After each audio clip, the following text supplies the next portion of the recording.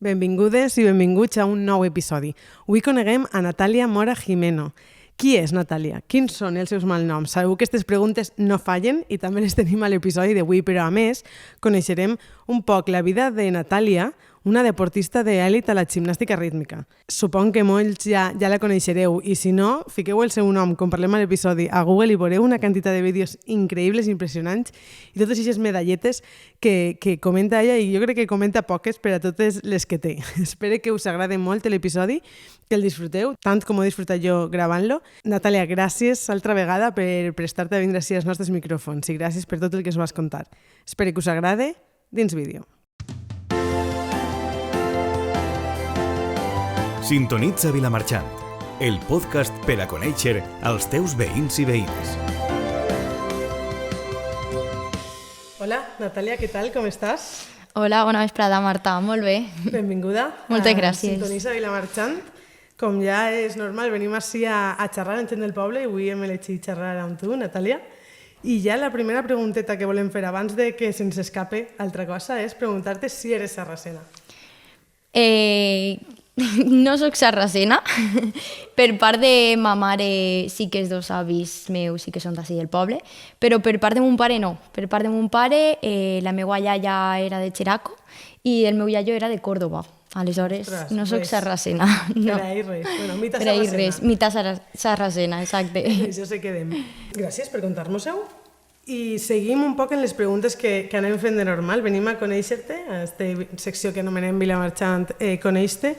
I per a conèixer-te volíem preguntar-te, Natàlia, qui és Natàlia?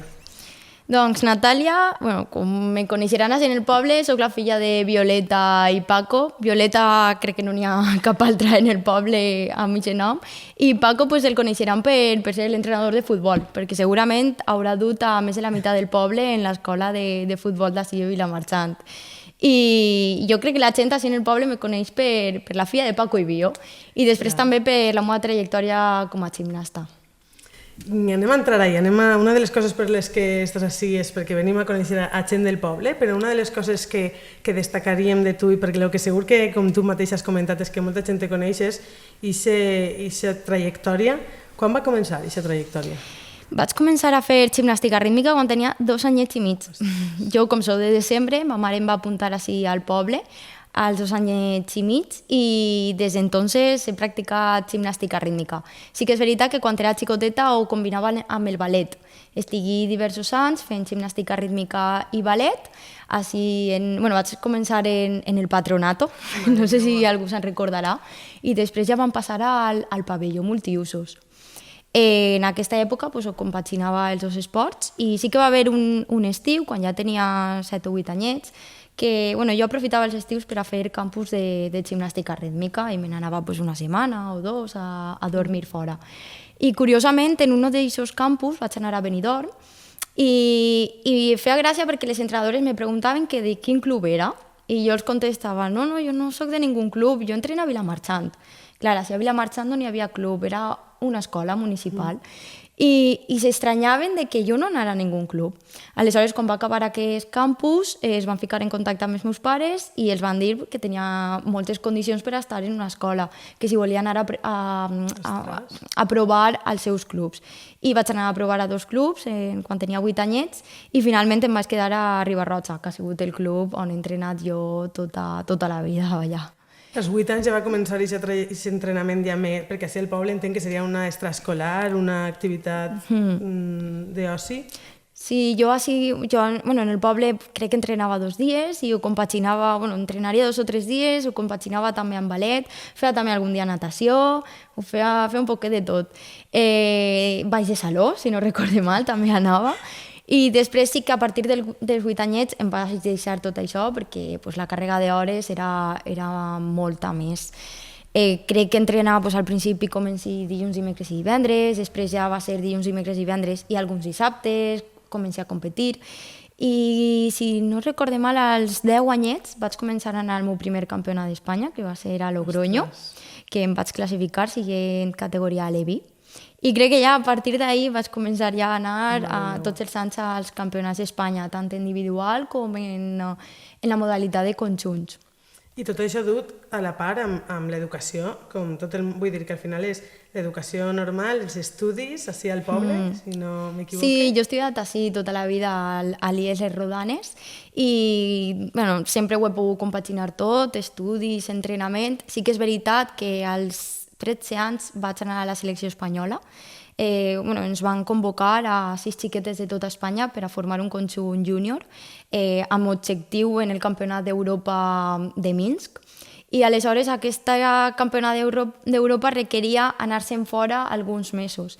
I sí que és veritat que vaig estar el curs de tercer d'ESO, crec que va ser, que el cap de setmana sí, cap de setmana també tenia que viatjar a León, a soles, viatjava a soles, amb avió o en tren, i estava allí concentrat, potser de dijous a diumenge o a dilluns, i després tornava a l'institut, dimarts, dimecres i dijous alguna setmana.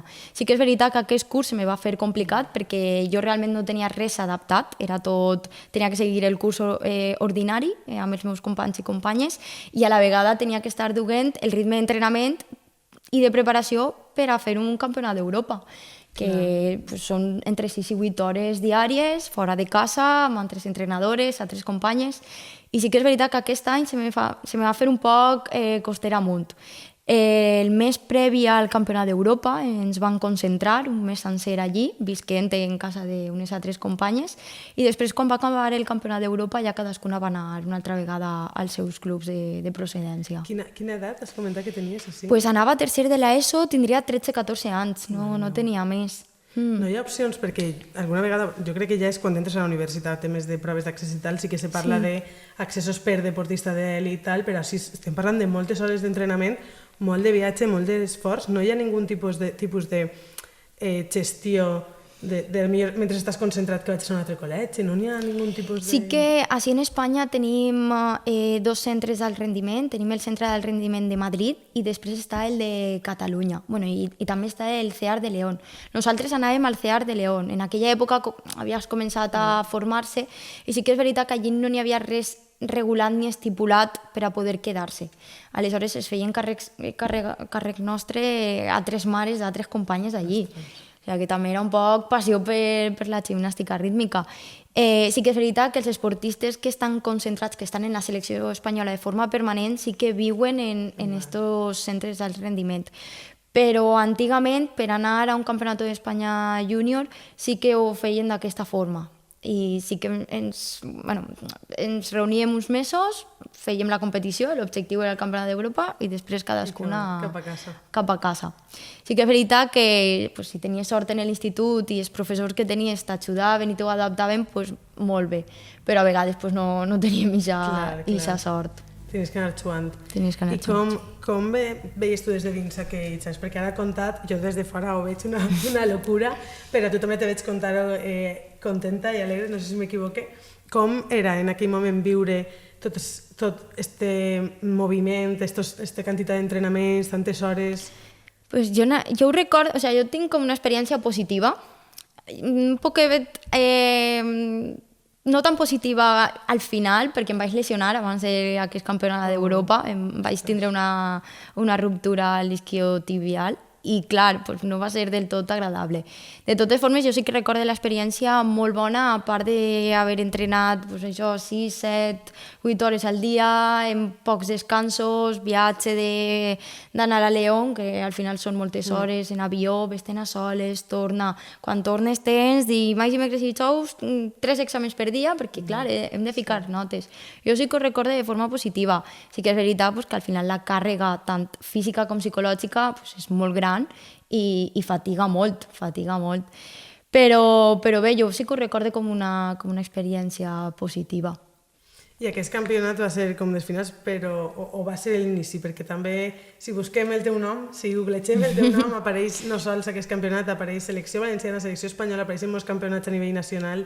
Des de quan vas començar a participar en aquests campionats per a obtindre finalment aquesta selecció espanyola, o com va ser aquesta trajectòria? Doncs jo vaig començar a participar en la selecció valenciana en el 2011. Jo era categoria infantil o júnior i ja estava convocada en categoria sènior per anar a la selecció valenciana.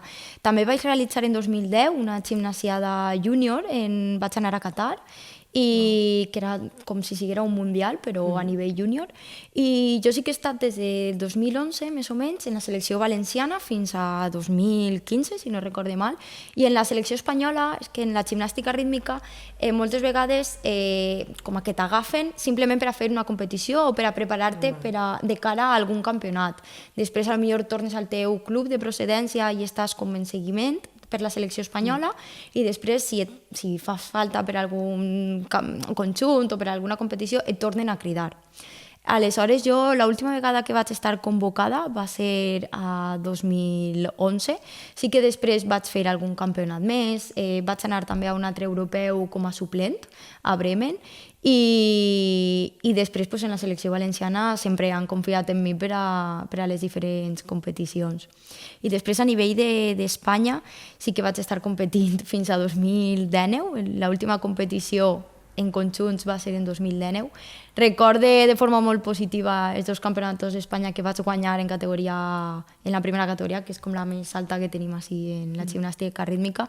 I un d'ells va ser així en València, que mai s'havia fet cap campionat d'Espanya en València, i va ser molt bonic perquè, a part de que em vaig ir molt bé, tot l'esforç i tot el treball que duia de totes les setmanes i mesos previs, perquè nosaltres en gimnàstica rítmica potser preparem un exercici de minut i mig en gener o en desembre per a fer-lo en juny i 7 minut i mig. Aleshores són 6-7 mesos de treball únicament d'aquest exercici. Aleshores són moltes hores de repeticions, moltes hores d'entrenament que se redueixen en 7 minut i mig. Aleshores, a nivell psicològic també desgasta. En aquest campionat d'Espanya va ser molt... Jo el vaig viure de forma molt intensa perquè va ser a València, van poder vindre totes les meves amigues que normalment no poden vindre perquè va estar ahí la meva germana també d'organització, que al final és un recolzament que he tingut d'ahir, els meus pares, així que el vaig viure de forma molt, molt positiva. És més, quan va acabar aquest campionat em vaig retirar de l'individual perquè ja era com... Jo estava també un poc cansada a nivell físic, tenia moltes lesions, sobretot d'esquena, que patí molt, i va ser com, hasta així, crec que ja m'he quedat a gust en lo que he fet, i crec que la meva trajectòria com a gimnasta individual ha acabat així. Sí. Parles dels dolors musculars, del tema psicològic. Jo des de fora també ho considero un deport molt exigent a nivell que tu dius, un exercici d'un par de minuts, mesos de preparació, t'ho xues tot a un minut i mig. Consideres que des de dins també és així, o com definiries tu aquest esport? A veure, jo definís sempre la gimnàstica rítmica que jo sempre li he dit, quan soc entrenadora i tinc alguna xiqueta, li he dit que és molt més important sempre el cap que el cos. Per què? Perquè al final és un esport molt tècnic en el qual requereix molta concentració, molta disciplina, per dir-ho així, i tindre com la sang molt freda a l'hora de fer les coses i sobretot en la competició. Tu al final t'estàs jugant el treball ja no sols teu, sinó de les teues entrenadores, de la teua família, que fa un gran esforç per dur-te als entrenaments, per moltes vegades també econòmic, de comprar aparells, mallots, i clar, és com molta pressió, però moltes vegades és més important el cap que el cos a l'hora de fer gimnàstica rítmica. Clar, totalment, aquest moment de pressió, no? Tot el món mirant-te. Sí, la veritat que és una sensació que clar, qui no ha estat ahí baix en el tapís, a lo millor 20-30 xutxes mirant-te, tot el pavelló ple de públic, és una sensació que si no la vius realment no saps què se sent. Però eixir ahí, fer el teu exercici i fer-lo bé dona una satisfacció brutal, la veritat. Imagine. Has comentat molts campionats, has comentat que inclús campiona en molts d'estos campionats i seleccions. Jo, personalment, per el que ens uneix, que ara parlarem, ho sabia, però creus que està reconegut? Perquè estem parlant així, has nombrat ara mateixa molts premis, molt d'esforç, molts campionats, i quan parlem de deports majoritaris, minoritaris, si tu parles de guanyar un únic europeu o arribar a un europeu a nivell de deports majoritaris que tots coneguem, estic segura que tot el món seria conscient d'això, i és possible que hi hagi gent que ara et senta i diga que tot això ha viscut Natàlia. Consideres que és deport minoritari o com definiries també en aquest aspecte? A veure, per desgràcia, la gimnàstica rítmica és un esport minoritari totalment. És un esport que realment no està reconegut. És una barbaritat d'hores les que treballes, les que entrenes, i a nivell econòmic no està per a res reconegut, però ja no a nivell econòmic, sinó a nivell mediàtic, de televisió. Per exemple, ara ja s'està reconeguent un poc més, ja quan se guanya alguna cosa que realment és guanyar un campionat d'Europa, ja eixes en la televisió, però fa uns anys això era impensable. Per desgràcia és un esport minoritari i va seguir sent-ho durant molts anys, també perquè la participació és en un gran percentatge femenina. Sí que és veritat que ara n'hi ha molts homes que la practiquen, però és totalment femenina. I a nivell de beques, d'ajudes, la veritat que està mal la cosa per això, perquè és un esport minoritari. Una pena, no?, que al final aquest esforç i la recompensa et servisquen a tu, òbviament, i la teva experiència, però que moltes vegades no estiga reflexat. Passen molts, no? Passen molts esports, exacte. No sols és en la gimnàstica rítmica, però al final és l'esport que he viscut jo i en el que m'he criat i ho he viscut des de dins.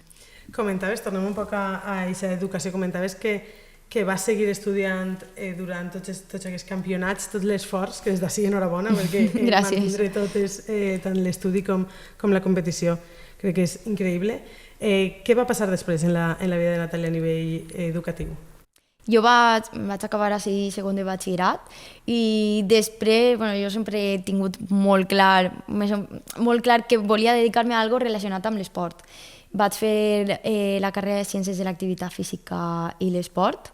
En un primer moment me n'anava a anar a León a estudiar perquè m'havien donat allí una beca de gimnàstica rítmica, però la vaig rechazar perquè preferia estar així en la meva família, en el meu club, entrenant i estudiant així en València.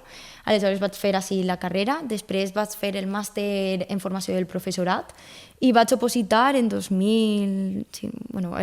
era l'any de pandèmia, les oposicions, les van ajornar al 2021 i vaig opositar aquest any i vaig començar a treballar de professora d'educació física fins a dia d'avui, que també estic exercint de docent. Sí, si creus que la vocació del deport ve de la gimnàstica rítmica o ja la tenies i això et va dur a la gimnàstica? Què creus que va antes? Jo me considero que soc una persona que li agrada molt l'esport.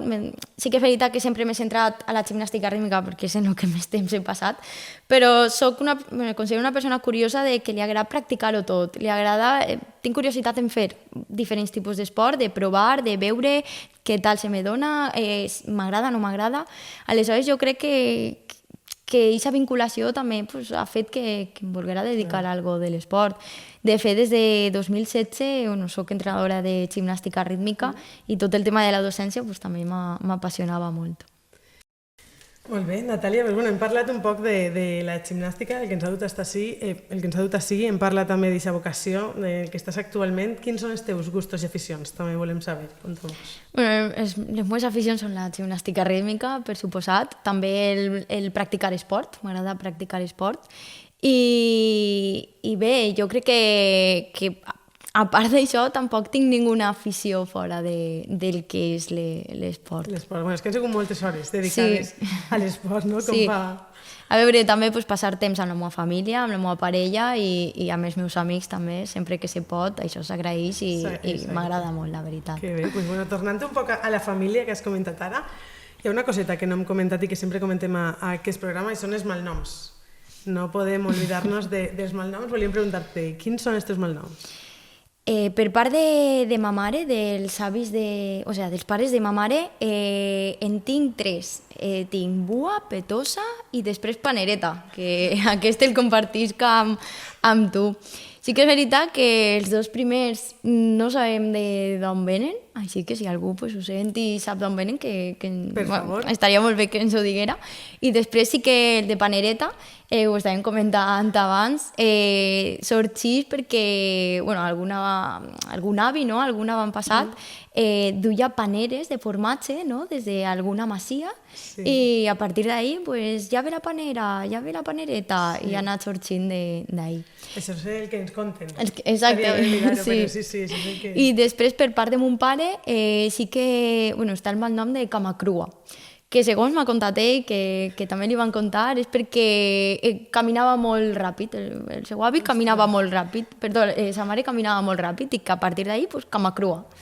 I ha sorgit d'ahir. Sí. Que d'on sorgeixen, pareix superinteressant. Ara que vaig preguntant per ahir, d'on naix un mal nom de repente de algo que podria inclús ser, no sé en qui ho parlava jo l'altre dia, de coses que inclús ara igual ens les diuen i podrien parèixer fins a un insult. Exacte. O algo que no estaríem molt d'acord en que ens cridar i de repente se converteix en un mal nom de generació. Sí, és molt curiós.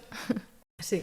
I bueno, parlant dels malnoms, poble, per la família, hi ha una cosa que no se'ls pot oblidar tampoc de Vilamarxant que relaciona tu i és que va ser regina de les festes, 2014. 2014, si no exacte. Com va ser això? Conta'ns. Pues la veritat que jo ara mateix ho penso i dic, fa molts anys que vaig ser regina, perquè la meva germana també va ser, de fet, la meva germana va ser en 2019, que a la pobra li va pillar la pandèmia i crec que ha sigut 3 anys regina del poble.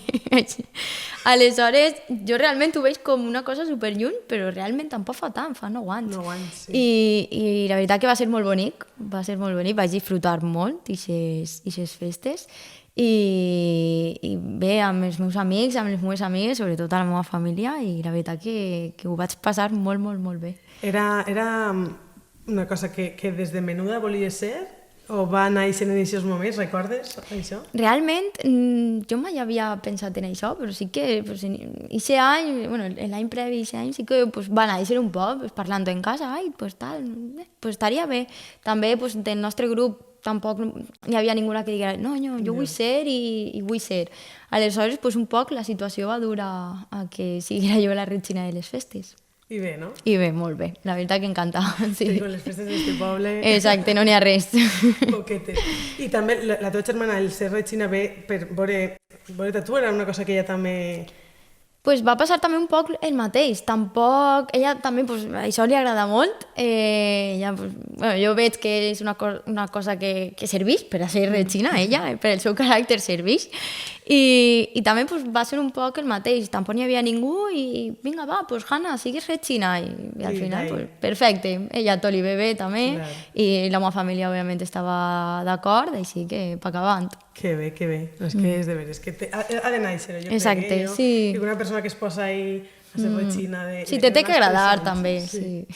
Però bueno, eterna regina també la teva germana, no? Sí, al final està 3 anys. L'any passat ja se li va acabar el xollo, però sí, va estar 3 anys ella.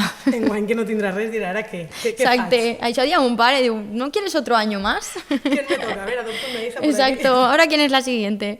Pero no, ja està bé també. Què suposa per a tu, Natàlia, ser de Vilamarxant o dir que eres de Vilamarxant o de poble? Doncs jo, ara que m'has preguntat això, m'ha vingut al cap com una anècdota que a mi em fa molta gràcia, i és que la meva germana fa poquet estava a Nantes fent un Erasmus i jo vaig anar a visitar-la i a mi em feia molta gràcia perquè quan li preguntaven que d'on era, ella deia, jo soy de Vilamarxant. Ho dia ahí, tot ha posat, yo soy de Vilamarxant. Y claro, la gent diu, Vilamarxant, ¿y eso dónde está? Claro, y hombre, en Valencia. Pero claro, como ella lo primer que diu és de Vilamarxant. Per què? Perquè ella és d'ací del poble. I és una anècdota que em fa molta gràcia perquè a lo millor una altra persona li preguntes, que també siga del poble, ¿tú d'on eres? O ¿dónde vives? I dius de València, per a que t'entenguen. No, me fa molta gràcia perquè la meva germana diu de Vilamarxant. I jo crec que a mi també me passa un poc el mateix. Ara, per exemple, que estic treballant ahí a un centre d'educació secundària a Utiel, també els primers dies, que ¿dónde vives? I dic, a Vilamarxante. I clar, molta gent no sap on està Vilamarxant. I ja dic, mira, està al costat d'ací, vale. Però el primer que naix és dir que soc de Vilamarxant. I això és perquè estic orgullosa de ser d'ací. Tenim ahí un orgullet, no sabem què passa. Que bé, doncs jo crec que Natàlia, hem repassat un poc tota la trajectòria, els estudis, gustos, aficions. No sé si hi ha alguna coseta que ens vulguis contar que no hagin parlat de Natàlia perquè la gent et conega. Pues realment jo crec que ho he sintetitzat més o menys tot, sí. Què creus que són les coses que més t'ha aportat o que més t'ha donat l'esport i l'esport a aquest nivell, no? Que hem comentat, un nivell que poca gent estic segura que haurà viscut a aquest poble? Què creus que són les coses que destacaries d'aquesta experiència? Doncs jo moltes vegades m'han fet la pregunta de t'arrepentixes d'haver-te dedicat o haver invertit tant de temps en la gimnàstica rítmica? Sí que és veritat que a vegades quan era xicoteta pensava, ostres, ara entrenar, ara tal, ara... I tot el temps que he perdut entrenant, entre cometes. Però ara mateix ho pense i és que no canvia per res l'haver fet, primer, l'haver fet esport, perquè també és veritat que gràcies als meus pares, que tenen la cultura esportiva molt dins d'ells, que m'hagin apuntat a fer esport de xicoteta i que, bueno, gràcies a això jo he pogut continuar la meva carrera com a esportista. Jo crec que no m'arrepenteix absolutament de res, perquè tot el que m'ha donat l'esport m'ha ajudat molt en el meu dia a dia i en la meva vida. Sobretot, doncs mira, en tindre hàbits saludables, en cuidar-me, tant físicament com psicològicament. També m'ha donat molts valors de disciplina, de respecte. També m'ha donat valors a l'hora de l'estudi, de ser constant, de saber que les coses no naixen, sinó que te les tens que currar, te les tens que treballar per a que al final sorgisquen i donen fruit. I tot això, jo la veritat que m'ho ha generat l'esport, m'ho ha donat l'esport i no ho canvia per res, perquè ho agraïsc molt tot el que m'ha donat. Sí, jo crec que l'esport té una base de tot això que comentes i més dut a aquest nivell. O tens tot això que comentes o és impossible, no? Que arribes a on has arribat tu, que des d'ací tornem a dir-te enhorabona, perquè la veritat és que és una carrera impressionant. Ja per acabar, perquè ja duguem un bon ratet, Natàlia, hi ha 2 preguntes que sempre fem.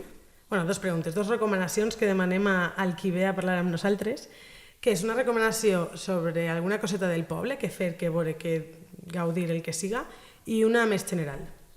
Què ens pots dir d'això? Doncs mira, jo per a la primera vaig a tirar cap al meu àmbit, cap a l'esport.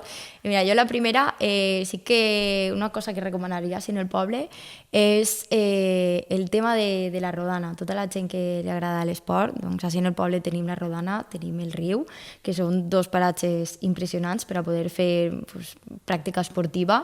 I la veritat que li ho recomanaria a tot el món, perquè serem dels pocs pobles que podem gaudir d'això. I després una coseta més general, jo sí que, per exemple, animaria a tots els xiquets, a totes les xiquetes, en què realitzaren esport. Qualsevol esport, perquè al final el que ens aporta la pràctica esportiva és molt més del que ens pot donar qualsevol altra cosa, i sí que pense que fomentar l'esport des dels nivells base de forma positiva, no negativa, perquè totes les connotacions negatives que ens dona l'esport al final tenim que eliminar-les a poc. Sí que la meva recomanació és que des de xicotets i des de xicotetes que intentaren tindre algun esport que els agradara, que els apassionara, perquè no solament els va portar salut, sinó que els va portar moltes més coses molt positives. Totalment d'acord. I des d'ací també, gràcies per parlar així de l'esport. Has comentat totes aquestes coses, aquestes connotacions negatives que a vegades veiem en la gent que practica esport, de la gent que veu aquest esport o que està d'aficionat en aquest esport. Tantes coses negatives que pareix que castiguen un poc a l'esport. I jo crec que tot el que avui ens has contat tu sobre l'esport que has practicat durant tant de temps ho contes amb tant de carinyo que ja perquè arriba tard. Però igual m'ho contes abans d'haver posat a practicar-lo. Així que moltíssimes gràcies per parlar tan bona de totes aquestes coses, per vindre així a contar-nos la teva història i la teva vida. I molta sort a partir d'ara, que sé que estàs preparant ahí alguna coseta, alguns exàmens. Sí, alguna oposició en menys d'un mes. Però bé, sí. Moltíssimes gràcies a tu, Marta. Ha sigut un plaer, la veritat, estar així i compartir-ho amb tu. Pues moltes gràcies, Natàlia. I a vosaltres, fins al següent episodi. Adeu. Adeu. Sintonitza Vilamarxant, un podcast de Perleta Produccions.